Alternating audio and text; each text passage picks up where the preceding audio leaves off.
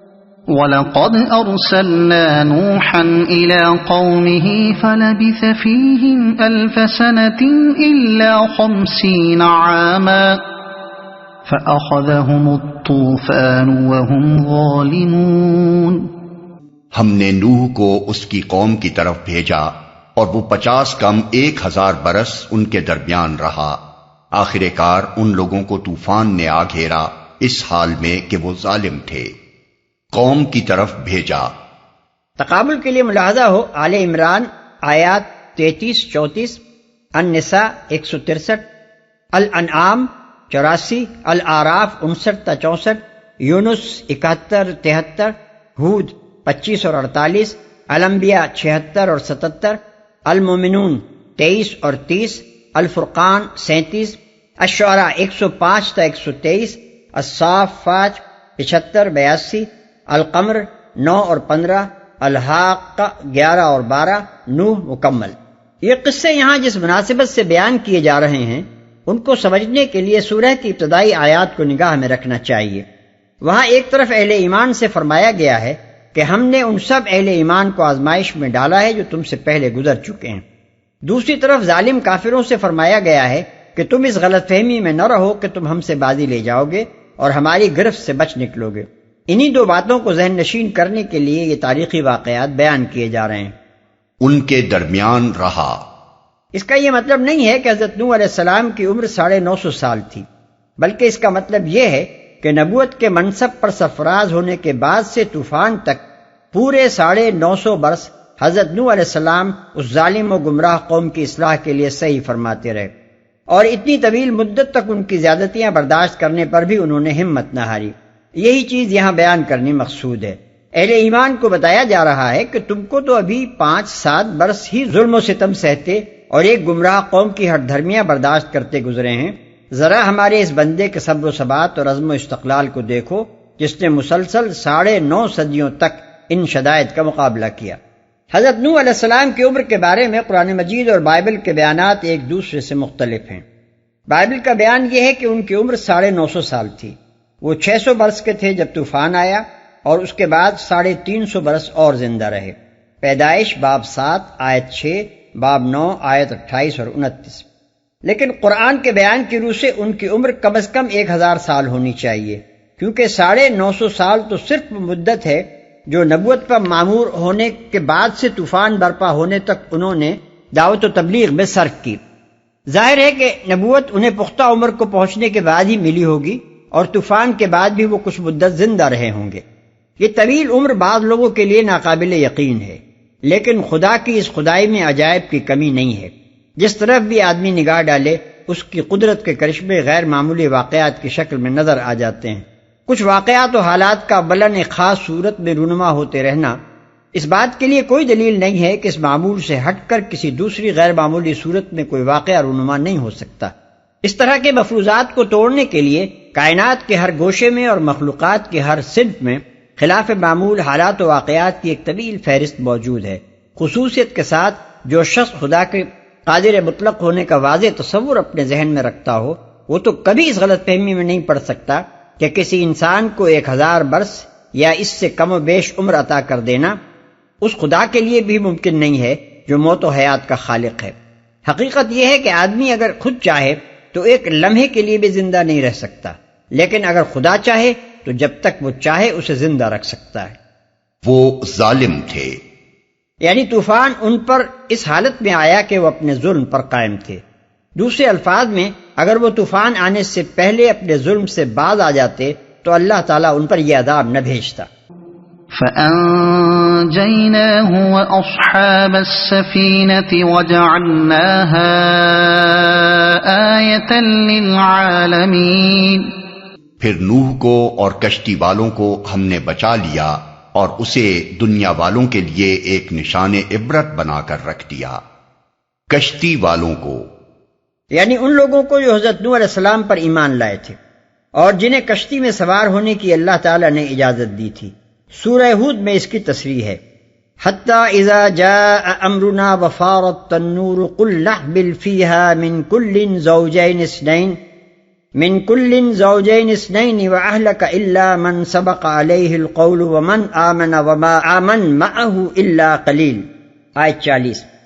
یہاں تک کہ جب ہمارا حکم آ گیا اور تنور ابل پڑا تو ہم نے کہا اے نوح اس کشتی میں سوار کر لے ہر قسم کے جانوروں میں سے ایک ایک جوڑا، اور اپنے گھر والوں کو سوائے ان کے جنہیں ساتھ نہ لینے کا پہلے حکم دے دیا گیا ہے، اور ان لوگوں کو جو ایمان لائے ہیں، اور اس کے ساتھ بہت ہی کم لوگ ایمان لائے تھے.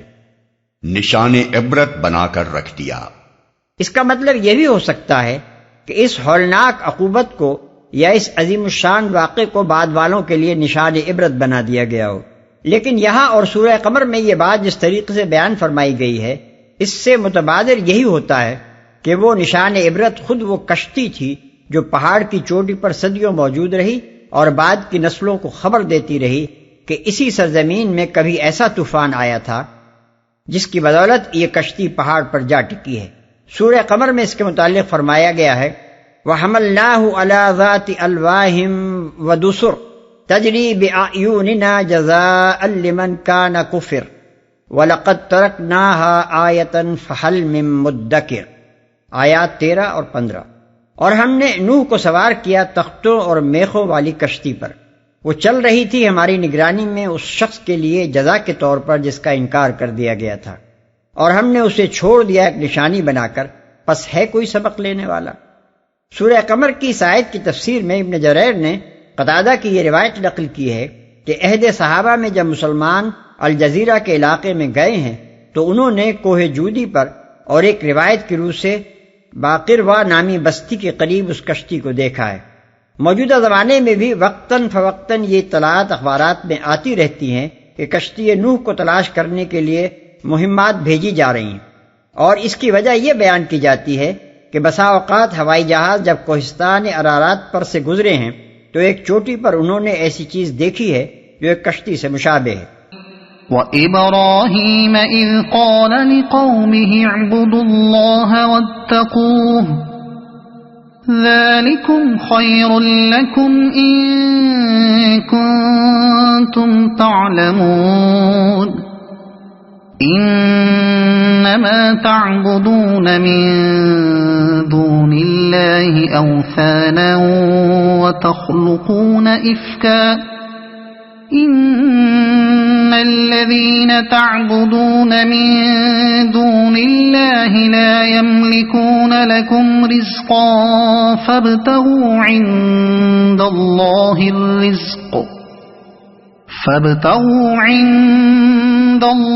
الرِّزْقَ وَاعْبُدُوهُ وَاشْكُرُوا لَهُ إِلَيْهِ تُرْجَعُونَ. اور ابراہیم کو بھیجا جبکہ اس نے اپنی قوم سے کہا اللہ کی بندگی کرو اور اس سے ڈرو، یہ تمہارے لیے بہتر ہے اگر تم جانو تم اللہ کو چھوڑ کر جنہیں پوچھ رہے ہو وہ تو محض بت ہیں اور تم ایک جھوٹ گھڑ رہے ہو. در حقیقت اللہ کے سوا جن کی تم پرستش کرتے ہو وہ تمہیں کوئی رزق بھی دینے کا اختیار نہیں رکھتے. اللہ سے رزق مانگو اور اسی کی بندگی کرو اور اس کا شکر ادا کرو، اسی کی طرف تم پلٹائے جانے والے ہو. ابراہیم کو بھیجا. تقابل کے لیے ملاحظہ ہو البقرہ رکوع 15، 16 اور 35، آل عمران 7، الانعام 9، ہود 7، ابراہیم 6، الحجر 4، مریم 3، الانبیاء 5، الشعراء 5، الصافات 3، الزخرف 3، الذاریات 2. اور اس سے ڈرو، یعنی اس کے ساتھ شرک اور اس کی نافرمانی کرنے سے ڈرو. جھوٹ گھڑ رہے ہو، یعنی تم یہ بت نہیں گھڑ رہے ہو بلکہ ایک جھوٹ گھڑ رہے ہو. ان بتوں کا وجود خود ایک جھوٹ ہے، اور پھر تمہارے یہ عقائد کہ یہ دیویا اور دیوتا ہیں یا خدا کے اوتار یا اس کی اولاد ہیں یا خدا کے مقرب اور اس کے ہاں شفیع ہیں، یا یہ کہ ان میں سے کوئی شفا دینے والا اور کوئی اولاد بخشنے والا اور کوئی روزگار دلوانے والا ہے، یہ سب جھوٹی باتیں ہیں جو تم لوگوں نے اپنے وہم و گمان سے تصنیف کر لی ہیں. حقیقت اس سے زیادہ کچھ نہیں ہے کہ یہ محض بت ہیں، بے جان، بے اختیار اور بے اثر. تم پلٹائے جانے والے ہو. ان چند فقروں میں حضرت ابراہیم علیہ السلام نے بت پرستی کے خلاف تمام معقول دلائل سمیٹ کر رکھ دی ہیں. کسی کو معبود بنانے کے لیے لامحالہ کوئی معقول وجہ ہونی چاہیے. ایک معقول وجہ یہ ہو سکتی ہے کہ وہ اپنی ذات میں معبودیت کا کوئی استحقاق رکھتا ہو. دوسری وجہ یہ ہو سکتی ہے کہ وہ آدمی کا خالق ہو اور آدمی اپنے وجود کے لیے اس کا رہین منت ہو. تیسری وجہ یہ ہو سکتی ہے کہ وہ آدمی کی پرورش کا سامان کرتا ہو اور اسے رزق یعنی متاع زیست بہم پہنچاتا ہو. چوتھی وجہ یہ ہو سکتی ہے کہ آدمی کا مستقبل اس کی عنایات سے وابستہ ہو اور آدمی کو اندیشہ ہو کہ اس کی ناراضی مول لے کر وہ اپنا انجام خراب کر لے گا. حضرت ابراہیم علیہ السلام نے فرمایا کہ ان چاروں وجوہ میں سے کوئی وجہ بھی بت پرستی کے حق میں نہیں ہے، بلکہ ہر ایک خالص خدا پرستی کا تقاضا کرتی ہے. یہ محض بت ہیں کہہ کر انہوں نے پہلی وجہ کو ختم کر دیا، کیونکہ جو نرا بت ہو اس کو معبود ہونے کا آخر کیا ذاتی استحقاق حاصل ہو سکتا ہے. پھر یہ کہہ کر کہ تم ان کے خالق ہو، دوسری وجہ بھی ختم کر دی. اس کے بعد تیسری وجہ کو یہ فرما کر ختم کیا کہ وہ تمہیں کسی نوعیت کا کچھ بھی رزق نہیں دے سکتے. اور آخری بات یہ ارشاد فرمائی کہ تمہیں پلٹنا تو خدا کی طرف ہے نہ کہ ان بتوں کی طرف، اس لیے تمہارا انجام اور تمہاری عاقبت سنوارنا یا بگاڑنا بھی ان کے اختیار میں نہیں، صرف خدا کے اختیار میں ہے. اس طرح شرک کا پورا ابطال کر کے حضرت والا نے یہ بات ان پر واضح کر دی کہ جتنے وجوہ سے بھی انسان کسی کو معبود قرار دے سکتا ہے وہ سب کے سب اللہ وحدہ لا شریک کے سوا کسی کی عبادت کے مقتضی نہیں ہیں. وَإِن تُكَذِّبُوا فَقَدْ كَذَّبَ أُمَمٌ مِّن قَبْلِكُمْ وَمَا عَلَى الرَّسُولِ إِلَّا الْبَلَاغُ الْمُبِينُ. اور اگر تم جھٹلاتے ہو تو تم سے پہلے بہت سی قومیں جھٹلا چکی ہیں، اور رسول پر صاف صاف پیغام پہنچا دینے کے سوا کوئی ذمہ داری نہیں ہے. بہت سی قومیں جھٹلا چکی ہیں، یعنی اگر تم میری دعوت توحید کو اور اس خبر کو کہ تمہیں اپنے رب کی طرف پلٹنا اور اپنے اعمال کا حساب دینا ہے جھٹلاتے ہو تو یہ کوئی نئی بات نہیں ہے.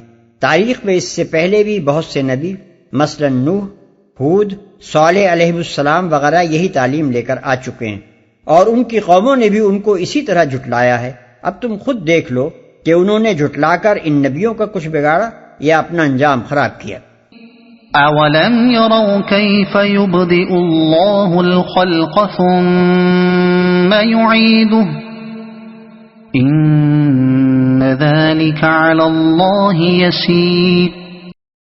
کیا ان لوگوں نے کبھی دیکھا ہی نہیں ہے کہ اللہ کس طرح خلق کی ابتدا کرتا ہے پھر اس کا اعادہ کرتا ہے؟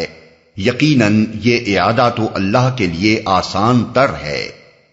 کیا یہاں سے لہم عذاب علیم، ان کے لیے دردناک سزا ہے تک ایک جملہ مترضہ ہے جو حضرت ابراہیم علیہ السلام کے قصے کا سلسلہ توڑ کر اللہ تعالیٰ نے کفار مکہ کو خطاب کر کے ارشاد فرمایا ہے. اس اعتراضی تقریر کی مناسبت یہ ہے کہ کفار مکہ جنہیں سبق دینے کے لیے یہ قصہ سنایا جا رہا ہے دو بنیادی گمراہیوں میں مبتلا تھے، ایک شرک و بت پرستی، دوسرے انکار آخرت. ان میں سے پہلی گمراہی کا رد حضرت ابراہیم علیہ السلام کی اس تقریر میں آ چکا ہے جو اوپر نقل کی گئی. اب دوسری گمراہی کے رد میں یہ چند فقرے اللہ تعالیٰ اپنی طرف سے ارشاد فرما رہا ہے تاکہ دونوں کی تردید ایک ہی سلسلہ کلام میں ہو جائے. اللہ کے لیے آسان تر ہے، یعنی ایک طرف بے شمار اشیاء عدم سے وجود میں آتی ہیں اور دوسری طرف ہر نوع کے افراد کے مٹنے کے ساتھ پھر ویسے ہی افراد وجود میں آتے چلے جاتے ہیں. مشرکین اس بات کو مانتے تھے کہ یہ سب کچھ اللہ کی صفت خلق و ایجاد کا نتیجہ ہے. انہیں اللہ کے خالق ہونے سے انکار نہ تھا جس طرح آج کے مشرکین کو نہیں ہے. اس لیے ان کی اپنی مانی ہوئی بات پر یہ دلیل قائم کی گئی ہے کہ جو خدا تمہارے نزدیک اشیاء کو عدم سے وجود میں لاتا ہے اور پھر ایک ہی دفعہ تخلیق کر کے نہیں رہ جاتا بلکہ تمہاری آنکھوں کے سامنے مٹ جانے والی اشیاء کی جگہ پھر ویسی ہی اشیاء پے در پے وجود میں لاتا چلا جاتا ہے، اس کے بارے میں آخر تم نے یہ کیوں سمجھ رکھا ہے کہ تمہارے مر جانے کے بعد وہ پھر تمہیں دوبارہ زندہ کر کے اٹھا کھڑا نہیں کر سکتا. قل سیروا فی الارض فانظروا کیف بدأ الخلق ثم اللہ ينشئ النشأة الآخرة ان اللہ علی کل شیء قدیر. ان سے کہو کہ زمین میں چلو پھرو اور دیکھو کہ اس نے کس طرح خلق کی ابتدا کی ہے، پھر اللہ بار دیگر بھی زندگی بخشے گا. یقیناً اللہ ہر چیز پر قادر ہے۔ یعنی جب خدا کی کاریگری سے بار اول کی تخلیق کا تم خود مشاہدہ کر رہے ہو تو تمہیں سمجھنا چاہیے کہ اسی خدا کی کاریگری سے بار دیگر بھی تخلیق ہوگی۔ ایسا کرنا اس کی قدرت سے باہر نہیں ہے اور نہ ہو سکتا ہے۔ يعذب من يشاء ويرحم من يشاء وإليه تقلبون وما أنتم بمعجزين في الأرض ولا في السماء وما لكم من دون الله من ولي ولا نصير۔ جسے چاہے سزا دے اور جس پر چاہے رحم فرمائے، اسی کی طرف تم پھیرے جانے والے ہو۔ تم نہ زمین میں عاجز کرنے والے ہو نہ آسمان میں، اور اللہ سے بچانے والا کوئی سرپرست اور مددگار تمہارے لیے نہیں ہے۔ نہ زمین میں عاجز کرنے والے ہو نہ آسمان میں۔ یعنی تم کسی ایسی جگہ بھاگ کر نہیں جا سکتے جہاں اللہ کی گرفت سے بچ نکلو، خواہ تم زمین کی تہوں میں کہیں اتر جاؤ یا آسمان کی بلندیوں میں پہنچ جاؤ، بہرحال تمہیں ہر جگہ سے پکڑ لایا جائے گا اور اپنے رب کے سامنے تم حاضر کر دیے جاؤ گے۔ یہی بات سورہ رحمان میں جنوں اور انسانوں کو خطاب کرتے ہوئے چیلنج کے انداز میں فرمائی گئی ہے کہ تم خدا کی خدائی سے اگر نکل سکتے ہو تو ذرا نکل کر دکھاؤ۔ اس سے نکلنے کے لیے زور چاہیے اور وہ زور تمہیں حاصل نہیں ہے، اس لیے تم ہرگز نہیں نکل سکتے۔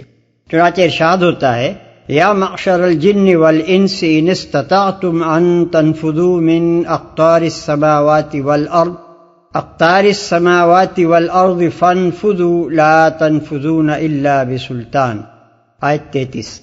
مددگار تمہارے لیے نہیں ہے، یعنی نہ تمہارا اپنا زور اتنا ہے کہ خدا کی پکڑ سے بچ جاؤ، اور نہ تمہارا کوئی ولی و سرپرست یا مددگار ایسا زور آور ہے کہ خدا کے مقابلے میں تمہیں پناہ دے سکے اور اس کے مواخذے سے تمہیں بچا لے۔ ساری کائنات میں کسی کی یہ مجال نہیں ہے کہ جن لوگوں نے کفر و شرک کا ارتکاب کیا ہے، جنہوں نے احکام خداوندی کے آگے جھکنے سے انکار کیا ہے، جنہوں نے جرأت و جسارت کے ساتھ خدا کی نافرمانیاں کی ہیں اور اس کی زمین میں ظلم و فساد کے طوفان اٹھائے ہیں، ان کا حمایتی بن کر اٹھ سکے اور خدا کے فیصلے عذاب کو ان پر نافذ ہونے سے روک سکے، یا خدا کی عدالت میں یہ کہنے کی ہمت کر سکے کہ یہ میرے ہیں، اس لیے جو کچھ بھی انہوں نے کیا ہے اسے معاف کر دیا جائے۔